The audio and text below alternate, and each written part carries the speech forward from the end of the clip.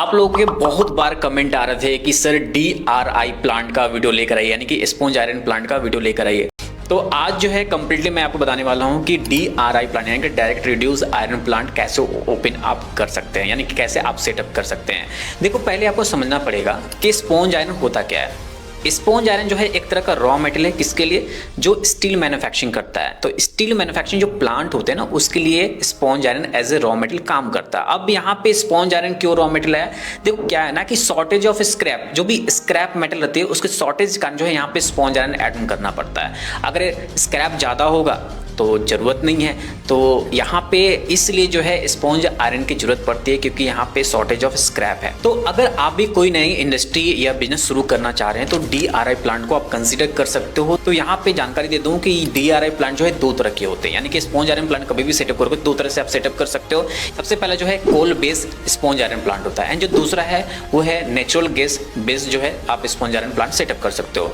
और सबसे ज़्यादा जो है अपने इंडिया में कोल बेस्ड जो है ज़्यादा देखा जाता है, तो कोल बेस्ड ही मेनली सब कोई ओपन करते हैं। और यहाँ पे नेचुरल जो गैस बेस्ड जो स्पॉन्ज आयरन प्लांट होते हैं वो काफी कम है अपने इंडिया में। तो यहाँ पे बस आपको जानकारी होनी चाहिए कि आप दो तरह से जो है आप इस प्लांट को सेटअप कर सकते हो। तो अब यहाँ पे सबसे पहले आपको समझना क्या है कि मार्केट साइज, क्योंकि किसी बिजनेस में एंटर कर रहे हो तो आपको समझना चाहिए कि उस बिजनेस का क्या पोटेंशियल है। अगर आपको पोटेंशियल नहीं पता है तो आपको जानकारी भी नहीं हो पाएगी कि आप कितना तक जो है आप मार्केट में टिक पाओगे। तो सबसे पहले यहाँ पे पोटेंशियल को समझते हैं। आपको बता दूं कि स्पॉन्ज आयरन प्रोडक्शन में अपनी इंडिया जो है ना वर्ल्ड को लीड करती है, यानी कि स्पॉन्ज आयरन प्रोडक्शन में जो है वर्ल्ड का लीडर है अपना इंडिया। और स्टील डिमांड के साथ ये मार्केट का भी हर साल ग्रो कर रहा है। क्यों ग्रो कर रहा है? क्योंकि स्पॉन्ज आयरन की डिमांड बढ़ रही है, आयरन स्क्रैप कम है, इसी की वजह से जो है स्पॉन्ज आयरन का डिमांड बढ़ रहा है। और गवर्नमेंट भी बहुत सारे इंफ्रास्ट्रक्चर और कंस्ट्रक्शन के प्रोजेक्ट बार बार लेकर आ रहे हैं, जिसमें बहुत ज़्यादा स्टील की रिक्वायरमेंट रहती है, जिसके कारण जो है अभी मार्केट काफ़ी ज़्यादा बढ़ा हुआ है। और अगर पूरे साल की बात करें तो पूरे साल में अपने इंडिया में 50 मिलियन टन का जो है ना रिक्वायरमेंट है, जो कि अभी फुलफिल नहीं हो पा रही है। तो यहाँ पे तेजी से प्रोडक्शन हो रहा है और तेजी से डिमांड भी जो है डे बाय डे बढ़ते जा रहा है। तो इस बढ़ते हुए इंडस्ट्री का हिस्सा बनना चाहते हैं तो ये वीडियो कंप्लीट देखना, क्योंकि मैं कंप्लीट जो है नॉलेज इस वीडियो में आपको देने वाला हूँ कि आप स्पॉन्ज आयरन प्लांट सेटअप अपने एरिया में कैसे कर सकते हो। देखो, अगर आप झारखंड या आप छत्तीसगढ़ या उड़ीसा या उसके नियर बाय अगर आप स्टेट से हो तो आप जो है बहुत ही अच्छे तरीके से, यानी कम प्राइस में जो है आपका ये सेटअप हो जाएगा। आपको रॉ मटेरियल जो है बहुत ही ईज वे में जो है आपको अवेलेबल हो जाएगी। उड़ीसा में बात करें तो आपको आयरन की माइंस बहुत सारे मिल जाएंगे, झारखंड में मिल जाएंगे, आपको छत्तीसगढ़ में मिल जाएंगी। तो वहाँ पे ईज ऑफ रॉ मटेरियल जो है आप बहुत ही आसानी तरीके से आप ले पाओगे। तो देखो, यहाँ पे उनको एडवांटेज मिल जाता है कि भाई रॉ मटेरियल तो कहीं उनको बाहर से खरीदना नहीं पड़ेगा, वो अपने स्टेट में ही खरीद पाएंगे। देखो, उसमें कुछ डोलोमाइट भी लगता है, डोलोमाइट भी जो है आपको झारखंड हो गया, उड़ीसा, वहाँ पे भर भर के जो है भरा हुआ है, तो इसके लिए कोई टेंशन नहीं लेना है। और अगर आपका प्लांट अगर इस तरह के एरिया में है तो वहाँ पे बहुत सारे स्टील मैन्युफैक्चरिंग प्लांट भी होंगे।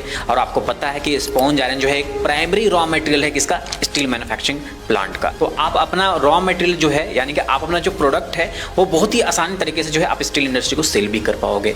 तो ये जो है काफ़ी ज़्यादा एडवांटेज मिल जाता है। तो अब हम लोग बात करेंगे कि आपको यहाँ पे क्या बेसिक रिक्वायरमेंट रहेगा अगर आप स्पॉन्ज आयरन का प्लांट सेटअप करते हो। तो देखो, स्पॉन्ज आयरन प्लांट को हम लोग DRI प्लांट भी बोलते हैं, तो कंफ्यूज नहीं होना आप लोगों को। तो चलो रिक्वायरमेंट के बारे में देख लेते हैं। सबसे पहले यहाँ पे जो है आपको लैंड की आवश्यकता होगी, यानी कि लैंड एरिया आपके पास में होना चाहिए। लैंड एरिया जो है टोटली डिपेंड करेगा कि आप कितने टन का प्रोडक्शन, आप कैपेसिटी का प्लांट सेटअप करना चाहते हो। अगर हम लोग यहाँ पे अगर लेके चलें कि अगर आप पूरे महीने का अगर 600 टन का प्रोडक्शन करते हो तो इसके लिए कम से कम आपके पास में 10 से 15 एकड़ की जमीन आपके पास में होनी चाहिए। तो ये आप अपने पास में अवेलेबल रखना। अगर नहीं है तो आप इंडस्ट्रियल एरिया में भी जो है ये जमीन को सर्च कर सकते हैं। अगर इंडस्ट्रियल एरिया में आपको मिलता है ये जमीन तो वेल एंड गुड, क्योंकि वहाँ पे बहुत सारी फैसिलिटी जो है ना इंडस्ट्री से रिलेटेड आपको मिल जाती है, जो कि आपको बाहर में अवेलेबल नहीं मिलेंगे, वो आपको अलग से लेना पड़ेगा। देखो, अगर आप कहीं बाहर में जमीन लेते हो तो हो सकता है वो एग्रीकल्चर लैंड हो, उसको कन्वर्जन करना पड़ेगा, कन्वर्जन में अलग से आपको खर्च देना पड़ेगा। वहाँ पे बहुत सारे इंफ्रास्ट्रक्चर डेवलप करने पड़ेंगे, एमिटीज आपको वहाँ पे अवेलेबल करवाने पड़ेंगे, इलेक्ट्रिसिटी आपको अलग से लेना पड़ेगा। और देखो, जो इलेक्ट्रिसिटी आप बाहर में लोगे ना तो वो उसका एक टाइम टेबल रहेगा कि वो इतने से इतने बजे तक कट जाता है और बाकी समय जो जब आपका लाइन नहीं रहेगा तो उस समय जो है आपका प्लांट शट डाउन रहेगा। तो कोशिश करना कि इंडस्ट्रियल एरिया में अगर आपको जमीन मिलता है तो वहां पे लेकर जो है आप इस प्लांट को सेटअप करो। इसके अलावा जो है इलेक्ट्रिसिटी की रिक्वायरमेंट रहेगी। इलेक्ट्रिसिटी की बात करें तो यहाँ पे 8 से 10 मेगावाट की इलेक्ट्रिसिटी आपको रिक्वायरमेंट रहेगी। इसके बाद जो है आपको वाटर सप्लाई के भी जो है वहां पे फैसिलिटी अवेल करवानी पड़ेगी, तो वाटर फैसिलिटी भी आप अपना वहां पे देख लेना। इसके बाद जो है आपको लेबर की जरूरत पड़ेगी। लेबर में जो है आपको फुल्ली स्किल, सेमी स्किल और अनस्किल लेबर भी जो है वहां पे चलेगा, क्योंकि प्रोडक्शन, मेंटेनेंस, ये सारी चीजें आपके प्लांट में होंगे। तो ये सारे को मैनेज करने के लिए आपके पास में लेबर अवेलेबल होनी चाहिए। तो ये बेसिक आपका रिक्वायरमेंट है, आपके पास में ये होना ही चाहिए। यहाँ पे अगर आपको रिक्वायरमेंट पूरी तरह से क्लियर है तो अब हम नेक्स्ट बात करने वाले हैं रॉ मटेरियल के बारे में। देखो, जब भी आप DRI प्लांट सेटअप करना चाहते हो तो उसके लिए क्या क्या रॉ मटेरियल लगेंगे वो आपको जो है जानना जरूरी है। बिना रॉ मटेरियल के अंदर आप कोई भी प्रोडक्शन नहीं कर सकते। तो रॉ मटेरियल में सबसे पहले यहाँ पे जो मेजर रॉ मटेरियल है वो आपका आयरन और लगने वाला है, यानी कि जो कच्चा आपका आयरन आता है माइन करके, यानी कि माइनिंग से जो आपका निकलता है तो वो आपका आयरन और लगेगा। तो वो आयरन और जो है आपका प्राइमरी ये रॉ मटेरियल है आपका स्पॉन्ज आयरन बनाने के लिए। तो इस बात का ध्यान रखना। और इसका मार्केट रेट बात करूं तो अभी जो है अप्रॉक्सीमेट 6,000 रुपये पर टन अभी चल रहा है। तो आप बताना मुझे कमेंट करके कि आपके एरिया में जो आयरन और मिलता है उसका पर टन का क्या रेट चल रहा है अभी। इसके बाद जो है आपको नॉन कोकिंग कोल आपको लगने वाला है। जो सेकंड रॉ मटेरियल क्या है, नॉन कोकिंग कोल है। तो ये जो है आपको बहुत ही आसान तरीके से बहुत सारे कोल डीलर से आपको मिल जाएंगे, जो कि अभी 35 रुपये से लेकर 45 रुपये पर टन का रेट चल रहा है। तो ये जो रेट मैं बता रहा हूँ ना, आप कमेंट करके बताना कि आपके एरिया में क्या रेट चल रहा है, उससे मालूम चलेंगे कि आपका कॉस्ट ऑफ प्रोडक्शन कितना जाएगा, है ना। इसके अलावा जो है आप लाइमस्टोन भी ले सकते हो, डोलोमाइट भी ले सकते हो, दोनों का काम आपका सेम रहता है।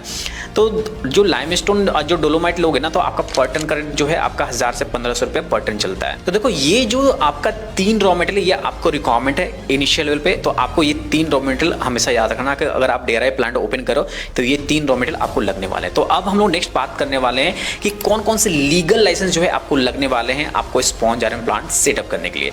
देखो, लीगल लाइसेंस की बात करें ना, सबसे पहले जो आपका एरिया है उस एरिया का जो है आपको बिल्डिंग इंफ्रास्ट्रक्चर करना आपको तैयार करने पड़ेंगे। तो उसका जो है आपको लेआउट ड्राइंग आपको तैयार करना पड़ेगा। तो उसके लिए भी जो है आपको परमिशन लेना पड़ता है। तो वो आप पहले परमिशन ले लोगे। इसके बाद जो है आपकी कोई कंपनी बनी होनी चाहिए, company private limited, LLP, partnership company, proprietorship, ये किसी भी आप फॉर्म में जो है अपनी कंपनी बना सकते हो। तो ये आप पहले कंपनी बना लेना। GST नंबर ले लेना। GST नंबर लेने के बाद जो है आपको MSME रजिस्ट्रेशन आपको करना पड़ेगा। इसके बाद जो है आपको फैक्ट्री लाइसेंस लेना पड़ेगा। फैक्ट्री लाइसेंस लेने के बाद EPF, ESI से भी जो है आपको रजिस्ट्रेशन लेना पड़ेगा। देन इसके अलावा जो है CLRA एक्ट के अंदर जो है कॉन्ट्रैक्ट लेबर जो लाइसेंस रहता है उसके अंदर भी आपको रजिस्ट्रेशन करना पड़ेगा। इसके बाद जो मेजर आपका जो लाइसेंस अभी आने वाला है वो है पॉल्यूशन क्लियरेंस, एनवायरमेंट क्लियरेंस। इसके बाद जो है फायर NOC भी आपको लेना पड़ेगा।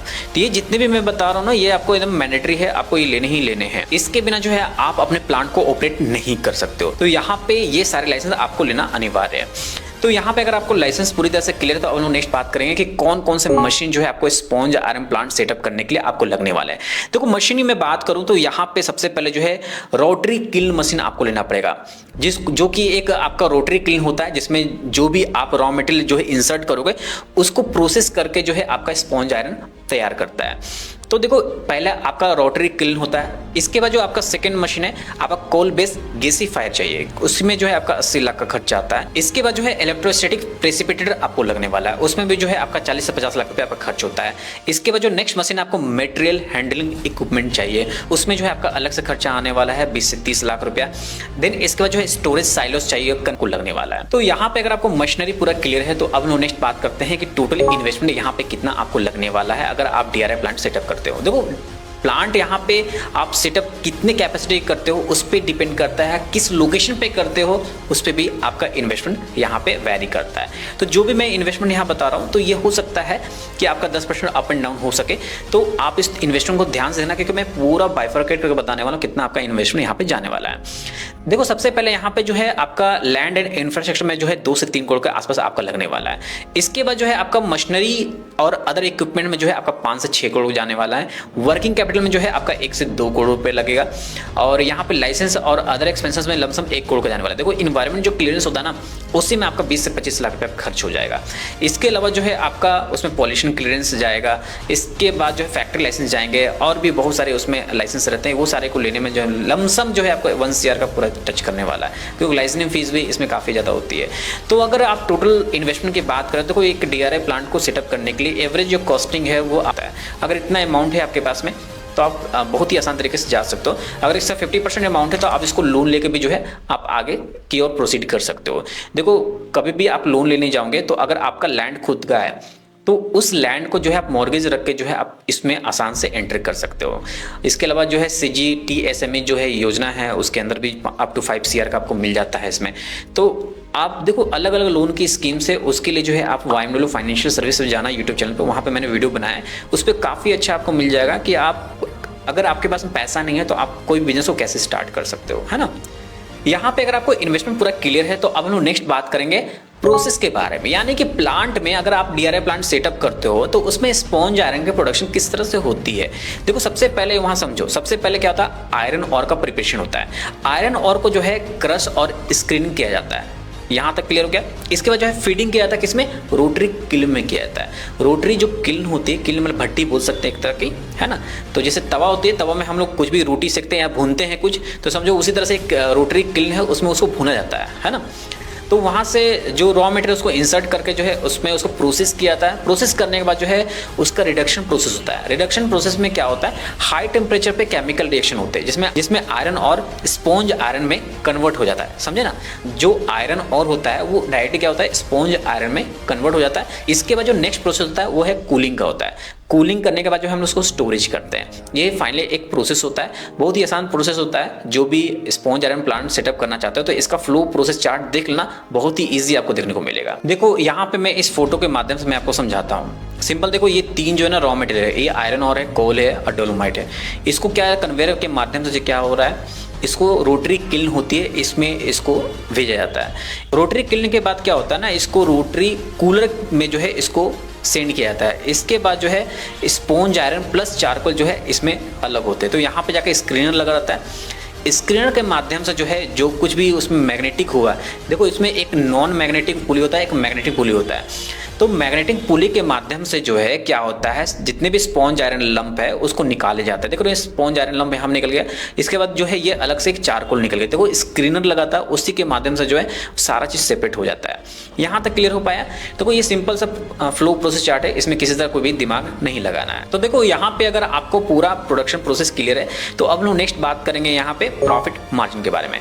देखो प्रॉफिट मार्जिन को क्लियर करने के लिए सबसे पहले आपको कॉस्ट ऑफ प्रोडक्शन निकालना जरूरी है कि आपका पर टन का कॉस्ट ऑफ प्रोडक्शन कितना है। उसके बाद ही हम लोग आगे पूरी तरह से प्रॉफिट कैलकुलेट कर पाएंगे। तो देखो यहाँ पे हम लोग कॉस्ट ऑफ प्रोडक्शन जो है पर टन का निकाले हैं। देखो सबसे पहले रॉ मटेरियल की बात करें। रॉ मटेरियल जो है यहाँ पे आपका 21,260 रुपया आपका यहाँ पे आने वाला। पावर की बात करें यानी कि इलेक्ट्रिसिटी 600 रुपया आपका यहाँ पे लगने वाला है। और यहाँ पे लेबर की बात करें तो आपका 1500 आएगा। यहाँ पे गलती हो गया है, यहाँ पे 1500 कर लेना, ये 1500 आएगा। और मेंटेनेंस एंड मिसलेनियस यहाँ पे 500 रुपया। डिप्रिसिएशन एंड फिक्स कॉस्ट जो है 200 रुपया रखा है। पॉल्यूशन जो इन्वायरमेंट कंप्लायंसेस उसमें 200 रुपया पर टन हम लोग यहाँ पे कैलकुलेशन किए। तो टोटल कॉस्ट पर टन जो है आपका 24,260 रुपया आ रहा है। ठीक है, आपका कॉस्ट ऑफ प्रोडक्शन पर टन का ये क्लियर हो गया, पर टन कितना में आपको यहाँ पे बन के निकल रहा है। तो देखो अभी के समय का अगर बात करें मार्केट रेट की, किस मार्केट रेट में अभी स्पॉन्ज आयरन सेल किया है, जो टोटली डिपेंड करता है उसके ग्रेड पे, किस तरह ग्रेड है। और जो भी आयरन और होती है ना उसकी मोर देन जो है 63 होनी चाहिए, यानी कि एफी जो है वो मोर देन 63 होना चाहिए, तभी उसको कंसिडर किया जाता है। तो यहाँ पे नॉर्मली अगर मार्केट के रेट की बात करें 30,000 रुपया पर टन से लेकर 35,000 रुपये पर टन जो है स्पॉन्ज आयरन अभी मार्केट में सेल किए जा रहे हैं। तो यहाँ पे अगर हम लोग को सेलिंग प्राइस पता है, मैंने 29,500 रुपये से लेकर 30,000 रुपये पर टन एक एवरेज रेट लेके चला है ना। तो प्रॉफिट मार्जिन कैसे पता चलेगा? तो यहाँ पे सेलिंग प्राइस आपको पता है 29,500 रुपये, जो भी मैंने बताया कि अभी मार्केट में ये हम लोग भेजेंगे, है ना। इसके बाद जो प्रोडक्शन कॉस्ट है, प्रोडक्शन कॉस्ट कितना निकल के आया था? अब देखो यहाँ पे 24,260 आया था। तो 24,260 को माइनस करो, आपका ये प्रॉफिट पर टन निकल के आ रहा है। अगर आप 30,000 रुपये पर टन अगर आप कंसीडर करते हो, देखो यहाँ पे मैंने 30,000 रुपये पर टन का भी कंसीडर किया है, इसके अकॉर्डिंग कितना आ रहा है। तो चलो हम लोग यहाँ पे एवरेज कंसिडर करते हैं कि पर टन अगर आप स्पॉन्ज आयरन अगर सेल करते हो तो उसके अकॉर्डिंग पूरा मंथली का मैंने प्रॉफिट कैलकुलेट किया। मंथली का प्रॉफिट, मंथली प्रोडक्शन कैपेसिटी कितना है, 600 टन का यहाँ पे है। तो 600 टन का अगर आप मंथली प्रोडक्शन लेके चल रहे हो तो यहाँ पे आपका 5 रुपये पर टन था, 600 टन का जो है मंथली प्रोडक्शन है, तो इसके अकॉर्डिंग जो है आपका पूरे महीने का जो है यहाँ पे प्रॉफिट आने वाला है। अब इस प्रॉफिट में देख लो मैंने क्या क्या कंसीडर किया, सारी चीज कंसीडर किया था यहाँ पे सारी चीज कंसीडर किया था और ये तभी मैंने यहाँ पे प्रोडक्शन कॉस्ट निकाला था। तो इस प्रॉफिट में से आपको कुछ भी यहाँ पे डिडक्शन करने की जरूरत नहीं है। यहाँ तक समझ में आ रहा है? तो देखो ये आपको मंथली प्रॉफिट मिल रहा है, तो मंथली प्रॉफिट अगर आपका 600 टन का, तो आप इसके अकॉर्डिंग जो है आप यहाँ पे कैलकुलेट कर सकते हो कि आप अपना ROI जो है कितने साल में आप कवर कर पाओगे। अगर आपका महीने का 30 लाख आ रहा है तो यहाँ पे पूरे साल का कितना हो गया, 12×3=36, यानी अगर आपको यहाँ पे जानना है कि आप रिटर्न ऑन इन्वेस्टमेंट जो है कब तक आप अचीव कर लोगे, तो यहाँ सिंपल सी बात है कि आप 4-5 साल जो है प्लांट को चलाओगे तभी जो है आपका ROI निकल के आने वाला है। तो यहाँ पे आपको पूरी तरह से रोड मैप तैयार कर लेना है अगर आप DRI प्लांट या स्पॉन्ज आयरन प्लांट के बारे में सोच रहे हो सेटअप करने के लिए। देखो अभी काफ़ी ज़्यादा डिमांड है, मैंने बताया गवर्नमेंट के बहुत सारे प्रोजेक्ट आ रहे हैं, बहुत सारे बिल्डिंग्स बन रहे हैं, मॉल्स बन रहे हैं, हॉस्पिटल्स बन रहे हैं, सभी जगह पे स्टील की रिक्वायरमेंट है, यानी कि सरिया की ज़रूरत है और सरिया का प्राइमरी जो रॉ मटेरियल है वो स्पॉन्ज आयरन होता है। तो यहाँ पे जितने भी स्टील मैन्युफैक्चरिंग इंडस्ट्री है या जितने भी रोलिंग मिल इंडस्ट्री है, सभी लोगों को जो है स्पॉन्ज आयरन उनको चाहिए। तो यहाँ पे आप समझ पा रहे हो डिमांड भी काफ़ी ज़्यादा है, तो इसी डिमांड इंडस्ट्री में आपको एंटर करना है और आपको इस प्लांट को सेटअप करके मोटा पैसा कमाना है। तो चलो यहाँ तो बात हो गई प्रॉफिट के बारे में। अब यहाँ पे सिंपल समझ लेते हैं कि जो भी आप प्रोडक्ट बना रहे हो, यानी कि स्पॉन्ज आयरन आप जो है आपका आउटपुट प्रोडक्ट है, उसको जो है सेल करने के लिए क्या क्या आपको मार्केटिंग स्ट्रेटेजी यूज करने पड़ेंगे। देखो क्या क्या बहुत सारी एग्जिस्टिंग जो इंडस्ट्री है वो पहले से कहीं ना कहीं से रॉ मटेरियल परचेस कर रहे होंगे, तो वो आपसे क्यों लेंगे, ये सबसे इंपॉर्टेंट यहाँ पे चैलेंज आपको मिल जाता है। तो आप कैसे वहाँ पे एंटर करोगे, क्योंकि पहले से बहुत बड़े बड़े पार्टी बैठे हुए हैं, बहुत लोग उधार देके माल सेल करते हैं, तो इसको आपको समझना पड़ेगा कि आपको यहाँ पे बायर कैसे मिलेंगे। तो यहाँ पे समझो कि जो भी आप स्पॉन्ज आयरन बना रहे हो तो उसको या तो आप स्टील इंडस्ट्री को सेल कर सकते हो, या तो आप उसको एक्सपोर्ट कर सकते हो, या तो आप रोलिंग मिल वाले जितने हैं उसको भी आप सेल कर सकते हो। यहाँ तक समझ में आ रहा है? तो ये तीनों चीज़ को आपको टारगेट करना है। इसके बाद जो नेक्स्ट है आपको बल्क बायर सर्च करना पड़ेगा।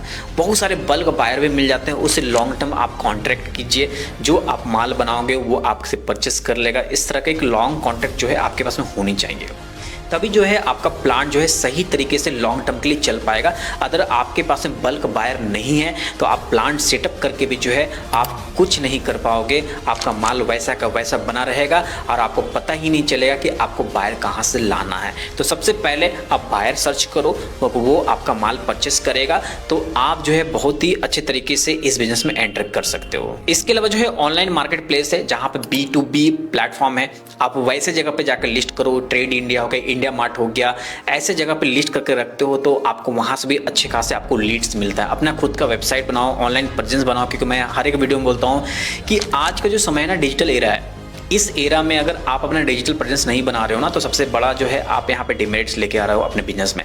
तो डिजिटल प्रेजेंस जरूर बनाओ ताकि लोग आपको जाने समझे, कोई जब सर्च करे तो लोग आपका प्रोफाइल आना चाहिए। इस तरह कुछ आप करके रखो, तभी जो है अपने प्रोडक्ट को उस बायर तक सेल कर पाओगे।